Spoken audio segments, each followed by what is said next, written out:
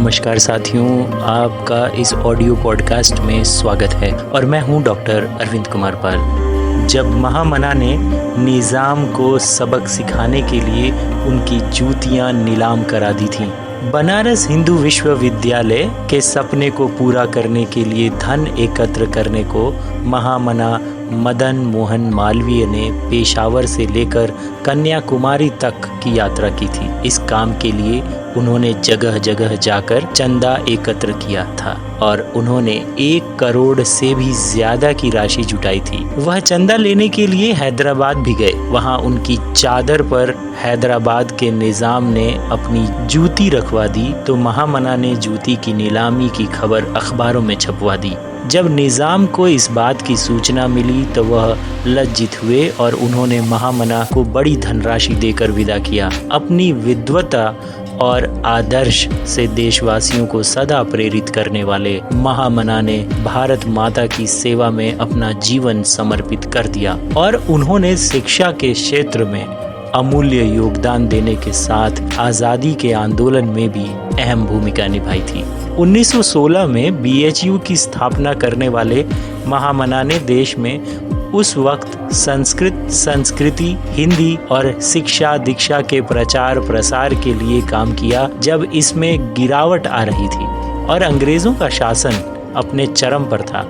BHU Malviya के जीवन की आखिरी कृति है और इससे पहले भी उन्होंने कई सारे अनूठे कार्य किए। उन्होंने शिक्षा दीक्षा के प्रचार प्रसार और हिंदी के विकास के लिए काफी काम किया। उस जमाने में अंग्रेजों का शासन था और अंग्रेजी एवं फारसी का बोलबाला था। ऐसे में उन्होंने हिंदी की लड़ाई लड़ी। पत्रकार, समाज सुधारक, वकील, मातृभाषा के संरक्षक और भारत माता के चरणों में अपना जीवन न्यौछावर करने वाले मदन मोहन मालवीय बचपन से ही निडर प्रकृति के संघर्ष से कभी नहीं हिचकने वाले व्यक्तित्व के मालिक थे। उनके इन्हीं गुणों के कारण उन्हें महामना की उपाधि प्रदान की गई थी। उनके इन्हीं गुणों के कारण उन्हें महामना की उपाधि प्रदान की गई थी। 25 दिसंबर 1861 को इलाहाबाद में जन्मे मदन मोहन मालवीय पूरे भारत में अकेले ऐसे व्यक्ति हैं जिन्हें महामना की उपाधि दी गई है। मालवीय जी बचपन से अपने पिता की तरह कथावाचक बनना चाहते थे और वह श्रीमद् भागवत का वाचन किया करते थे। पंडित मदन मोहन मालवीय ने हमेशा ही देश के स्वतंत्रता आंदोलन के साथ ही समाज के उत्थान के लिए आदर्श प्रस्तुत करते हुए सभी का दिल जीतने वाले कार्य किए।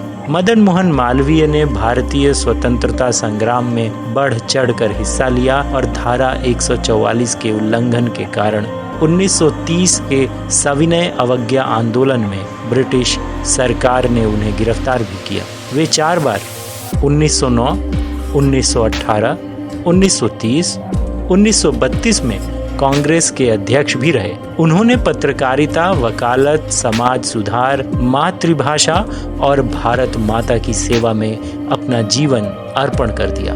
हिंदी और पत्रकारिता में विशेष लगाव के कारण मालवीय ने 1907 में अभ्युदय हिंदी साप्ताहिक की शुरुआत की। उन्होंने 1909 में अंग्रेजी अखबार द लीडर की स्थापना की जो इलाहाबाद से प्रकाशित होता था। केंद्र सरकार ने 24 दिसंबर 2014 को उन्हें मरणोपरांत भारत रत्न से अलंकृत किया था। महामना का सपना था कि एक ही परिसर में प्राचीन विधा के साथ साथ आधुनिक की पढ़ाई हो। केंद्र सरकार ने कुछ साल पहले इनके इसी सपने यानी 1300 एकड़ में फैले BHU को विस्तार देने के लिए अनेक केंद्रों का लोकार्पण किया, जहां वेद के ज्ञान से लेकर 21वीं सदी के विज्ञान और टेक्नोलॉजी के समाधान देने वाले आयाम जोड़े गए हैं।